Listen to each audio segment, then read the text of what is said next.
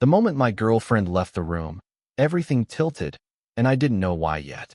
1 second she was there, flipping through a rack of postcards, complaining about how every city tried too hard to look charming.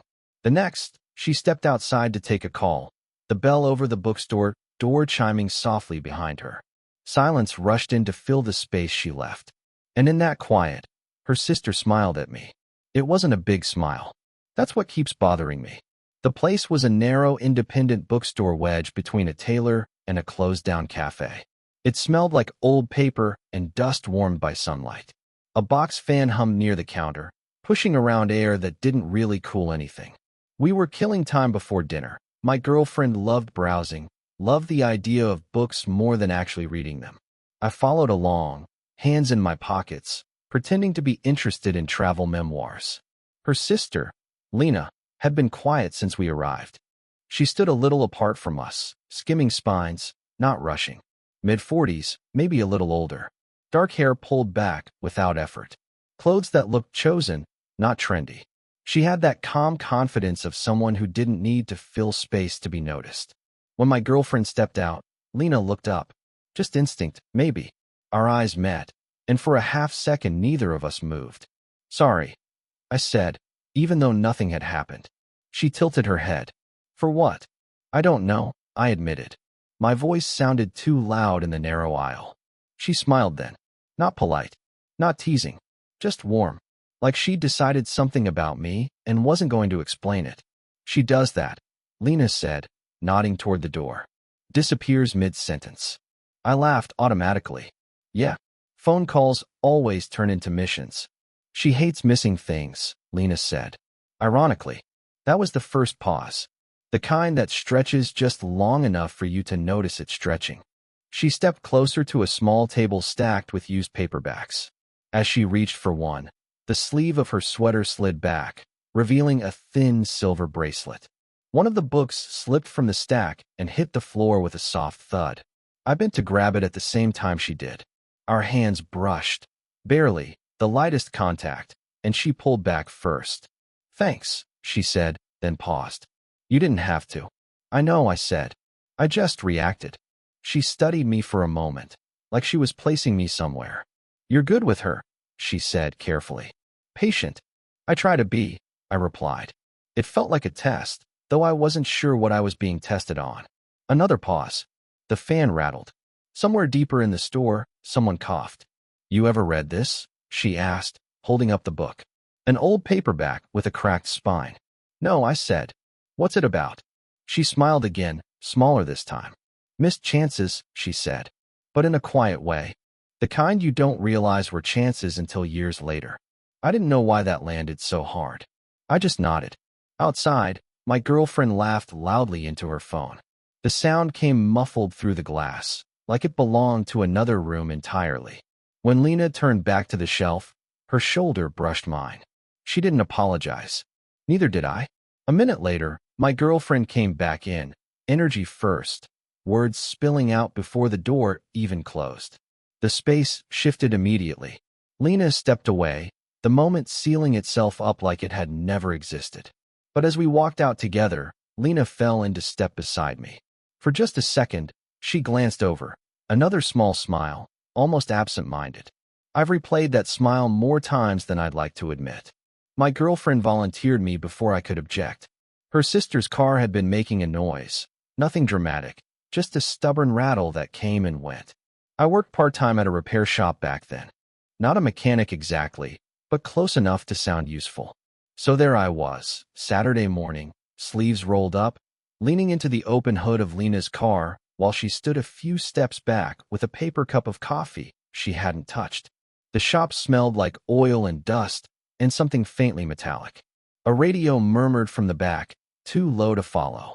Lena watched without hovering, arms folded loosely, posture straight in a way that felt practiced, guarded, like she'd learned how to occupy space without asking anything of it. "It's probably nothing," she said. "I didn't want to bother you." "You didn't," I replied, a little too quickly. "I'm already here." She nodded, eyes flicking to her watch, then away. I noticed how her fingers worried the edge of the cup, thumb rubbing at a chip in the cardboard. Her nails were short, clean, no polish. She looked tired in daylight, fine lines at the corners of her eyes, shadows she didn't bother hiding. It didn't make her smaller. If anything, it made her feel more real. When I mentioned what the noise might be, she let out a soft laugh. It surprised me. Quiet, almost self-conscious, like she hadn't meant to make a sound at all. Figures, she said. I keep ignoring things until they refuse to be ignored. That works, I said, then hesitated. Sometimes. She glanced at me, something unreadable passing over her face. Not always, she said. I went back to the engine, pretending to focus. There was a long stretch where neither of us spoke. The radio crackled. Somewhere, a wrench clinked against concrete. I became painfully aware of how close she was standing, of the warmth of her presence at my back. I don't usually ask for help, she said suddenly. I turned. She was looking at the floor now, not at me. I know, I said. It came out softer than I intended. She exhaled, a slow breath, like she'd been holding it longer than necessary. I'm used to handling things myself, she added. It's easier that way. For who? I asked, then immediately wished I hadn't. Her lips pressed together. For a second, I thought she wouldn't answer. Then she shrugged, small and careful. Everyone, she said, including me. That was it. That was the crack. I finished tightening a bolt and stepped back, wiping my hands on a rag. It should be fine now, I said. If it comes back, let me know. She met my eyes then, held them a beat too long. Thank you, she said. Not polite. Earned. When she reached for the keys, our fingers brushed again.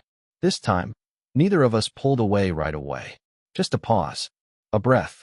Something unspoken settling between us. She took the keys, finally. Smiled, but there was hesitation in it now.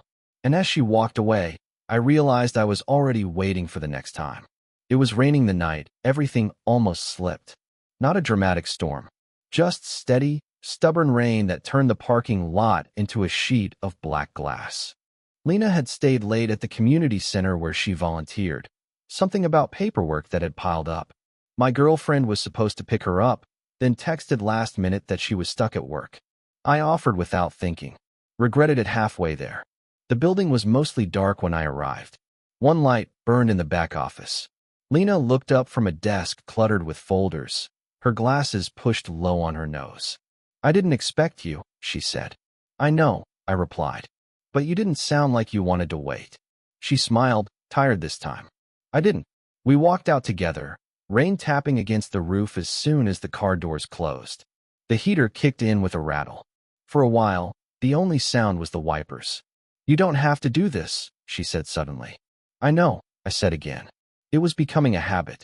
She glanced at me. You keep saying that. I shrugged, eyes on the road. Doesn't make it less true. Her laugh was quiet, brief. Then she grew still, fingers resting on her lap, like she'd placed them there on purpose. The streetlights blurred past, each one smearing gold across the windshield. My ex called today, she said, like she was mentioning the weather. I waited. He said he was in town, she continued. Wanted to meet. Just to talk. And? I asked. She shook her head. I told him no. A pause. I didn't tell him why.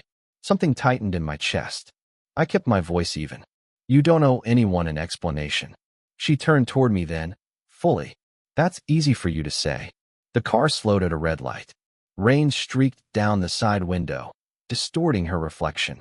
I could see how close she was without looking directly. How the space between us felt intentional.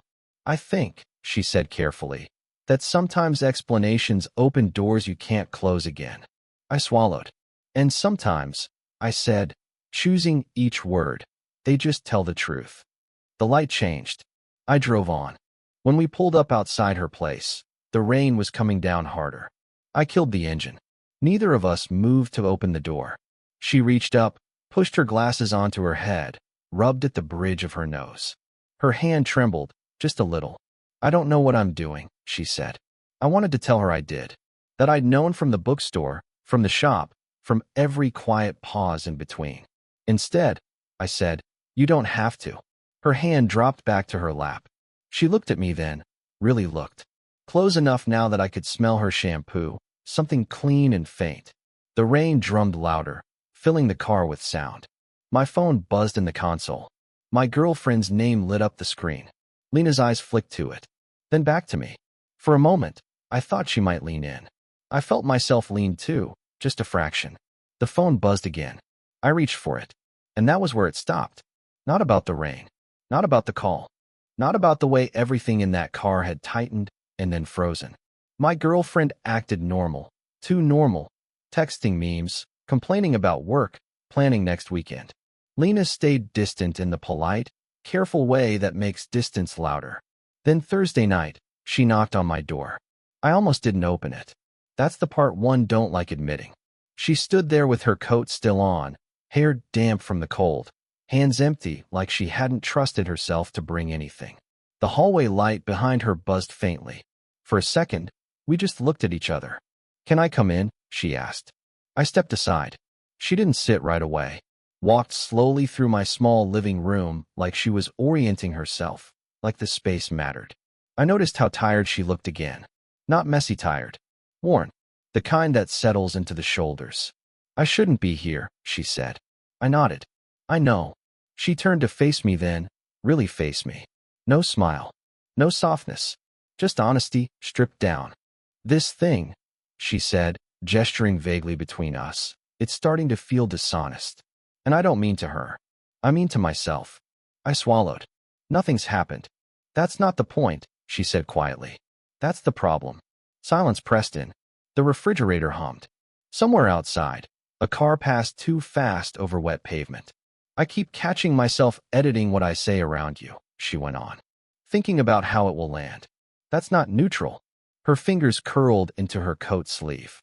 "I don't do that." I leaned against the counter, arms crossed. Not defensive, just trying to stay upright. "You could stop coming around," I said. It sounded practical. It wasn't. Her laugh came out sharp and surprised. "You think I haven't tried?" That landed harder than anything else she could have said. She stepped closer, then stopped herself. The space between us felt deliberate now, measured. "I don't want this," she said. "Whatever this is. I don't want to be the kind of person who confuses quiet attention for something else." "I'm not confused," I said, then hesitated. "I'm trying to be careful." She closed her eyes briefly. When she opened them, they were wet but steady. "Careful with who?" The question hung there, unfinished. I didn't answer. Not because I didn't know. Because saying it would turn something invisible into something real. She nodded slowly, like she'd heard my silence anyway. That's what I was afraid of. For a moment, I thought she might cry. Instead, she straightened, pulling herself back together with the kind of control that comes from long practice. "I need to step back," she said, "before I start resenting the fact that I already can't." She moved toward the door. I followed, stopping a step behind her. Close enough to reach out. I didn't. At the door, she paused. Didn't turn around. "I don't know when I started feeling less alone in rooms I shouldn't," she said softly. But I did. Then she left, and the silence she took with her was louder than if she'd stayed. It came in a voicemail I almost deleted. Unknown number. Left late. Her voice, Lena's, low, careful, like she'd stepped into the message the same way she stepped into rooms, without wanting to be noticed. "I shouldn't be calling," she said. A pause. Fabric moving. Maybe she was sitting down. I found something. And for some reason, it felt wrong not to tell you. I stood in my kitchen, phone pressed to my ear, the light over the sink buzzing. I didn't move. "I was cleaning out a box," she continued. "Old things. Letters I never threw away. A breath. There's one from years ago. From someone I loved. Or thought I did." She stopped again. Long enough that I thought the message had ended. "He was younger," she said finally. "Not by much. Everyone made it about that. Like it explained everything." My chest tightened. I leaned against the counter, the same place she'd stood days earlier. "He left," she said. Not bitter. Just factual. Or maybe I pushed him. I still don't know. What I do know is that I learned how to be careful after that. Another pause. Her voice dropped. "When you look at me," she said, "it feels like before I learned that lesson." The message ended there. No goodbye. I didn't call her back. I didn't text. I just stood there, phone warm in my hand, feeling something inside me tilt into a shape I didn't recognize. The next afternoon, I found myself walking past the bookstore from the first day. I hadn't planned it. I stopped anyway. She was inside. Same narrow aisles. Same dust-warmed air. She stood near the counter this time, talking to the owner. When she saw me, she froze. Not startled, just caught. "Hi," I said. "Hi," she replied. Her voice was steadier than I expected. We didn't mention the voicemail. Not yet. We walked between shelves like people who knew how to keep distance now. I noticed she'd cut her hair slightly. Just enough to change how it fell against her neck. "I didn't mean to put that on you," she said eventually. "The message." "You didn't," I said. "You just told me something true." She nodded, looked down at a stack of books. Her fingers traced the edge of one, slow. "I think I've been mistaking safety for loneliness," she said. "And you for temptation. And now?" I asked. She looked up, met my eyes without flinching. "Now I'm not sure that's the right word." The owner cleared his throat nearby, reality pressing back in. Lena stepped back. The moment adjusted around us. "I still need space," she said. "But I didn't want you thinking you imagined it. Whatever this is." "I didn't," I said. "I won't." She smiled then. Not warm. Not sad. Something quieter. Relieved, maybe. As she walked past me toward the door, she slowed. Just for a second. Her hand brushed my arm. Not accidental, not lingering. Enough. And when she was gone, I understood the shift. Not toward her. Toward something that was already happening whether we named it or not. It didn't resolve in a conversation the way movies promise. It resolved in time. Weeks passed. Not distance exactly, just less urgency. Lena stopped avoiding places I might be. I stopped inventing reasons to be near her. When we crossed paths, we didn't pretend nothing had happened. We just didn't rush to explain it either. The night it finally settled, it was ordinary. My girlfriend was out of town for a work conference. Lena texted to ask if I could help move a shelf at her place. Nothing heavy, just awkward. I almost said no. Almost. Her apartment was quiet in a lived-in way. Lamps instead of overhead lights. A half-folded blanket on the couch. Music playing low from somewhere I couldn't see. She looked calmer than the last time I'd seen her. Less guarded. Still careful. We moved the shelf together without talking much. It scraped once against the floor, and we both winced, then laughed. Real laughter, surprised and brief. Afterward, neither of us reached for our phones. That felt intentional. We sat on opposite ends of the couch at first. Space between us that wasn't defensive anymore, just acknowledged. "I've been thinking about what you said," I told her. "About safety." She nodded, eyes on her hands. "I've been thinking about what I didn't say." Silence stretched. Comfortable. Earned. "I don't want to make choices out of fear," she said finally. "But I also won't pretend consequences don't exist." "I'm not asking you to," I said. "I don't want something stolen. I want something chosen. Or not." She looked at me then. Really looked. Not searching. Measuring. "That's the first thing you've said that makes this feel survivable," she said. I let that sit. She shifted closer. Not all the way. Enough that our knees touched. She didn't pull back.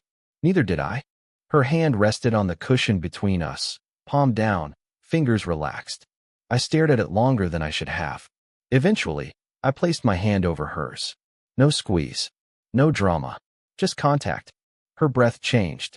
She leaned her forehead lightly against my shoulder, like she needed the support more than the intimacy. I stayed still. Let her decide the weight of it. We sat like that for a long time. "This doesn't fix everything," she said softly. "I know," I replied. "It might complicate things." "I know." She smiled against my shoulder. "Tired. Honest. You're still here. So are you." That felt like the truth. The only one that mattered. When she lifted her head, she didn't kiss me. She just rested there another second, then straightened, our hands still touching. "I think," she said, choosing her words carefully, "we should stop pretending this is accidental." I nodded. "And start deciding what it is." She exhaled, slow and steady. Didn't answer right away. Instead, she intertwined her fingers with mine. And that was the decision. Not loud. Not perfect. Just finally not alone. I'm telling this from a quieter place now. Not the kind of quiet that comes from holding your breath, waiting for something to go wrong, but the kind that settles in after you've stopped pretending you're unaffected. Time has passed. Enough that the sharp edges have worn down. Enough that I can look back without trying to rewrite any of it. Lena and I didn't rush into anything after that night. We didn't need to. What changed wasn't our situation as much as our honesty. We stopped orbiting each other like accidents waiting to happen. We started making choices with our eyes open. The hardest part wasn't desire. It was responsibility. My relationship ended the way many real ones do, not with betrayal exposed, but with truth admitted. Conversations that stretched longer than planned. Silence that wasn't angry, just final. I learned that staying because it's easier can be its own kind of dishonesty. Lena changed too. Not in the dramatic way people expect, but in smaller, braver ways. She stopped treating connection like something that had to be earned through restraint. She let herself be seen without managing the outcome. Some days that looked like confidence. Other days it looked like doubt. Both were real. What surprised me most was how unremarkable love became once it was allowed to exist. It wasn't fireworks or constant intensity. It was mornings that didn't feel rushed. Conversations that didn't feel rehearsed. Sitting together without checking the time. The absence of pretending. She still has that quiet way of entering rooms. I still notice her hands before anything else. How they rest when she's thinking. How they find mine without asking. We still talk about consequences. We just don't confuse them with fear anymore. If there's something I learned, it's this. Attraction isn't the dangerous part. Avoidance is. The damage doesn't come from feeling deeply. It comes from refusing to look at what those feelings are asking of you. I don't know how long our story will last. I've stopped measuring it that way. What I know is that it's chosen. Every day. Without secrecy. Without pretending it happened by accident. Sometimes I think back to that first moment in the bookstore. My girlfriend stepping away. Lena's smile changing the temperature of the room. I didn't know then what it meant. I just knew I wouldn't forget it. And I didn't. If this story made you feel something, let me know in the comments. Would you want more stories like this?